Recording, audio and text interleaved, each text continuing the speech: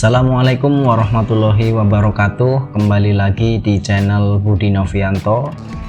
Pada video kali ini saya akan membagikan tips bagaimana cara ngeprint di Excel menjadi satu halaman walaupun tabelnya panjang tapi masih bisa dijadikan satu halaman.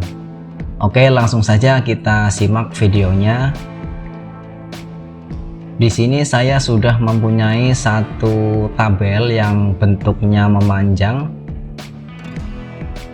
Kita akan print.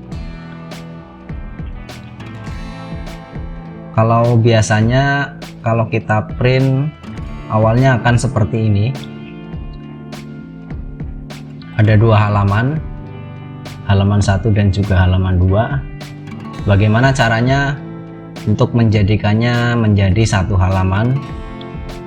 Kita langsung saja ke pengaturan yang di bawah sini. Untuk kertasnya silakan pilih sendiri, karena di sini untuk tabelnya memanjang, jadi saya pilih yang landscape orientation. Masih ada dua halaman juga. Kemudian untuk yang paling bawah kita pilih yang fit sheet on one page.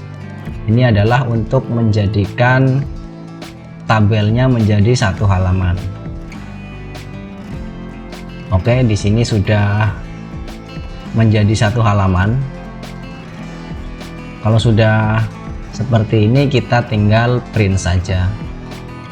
Jadi begitulah caranya untuk membuat print di Excel menjadi satu halaman tanpa terpotong. Mudah-mudahan tutorialnya bermanfaat.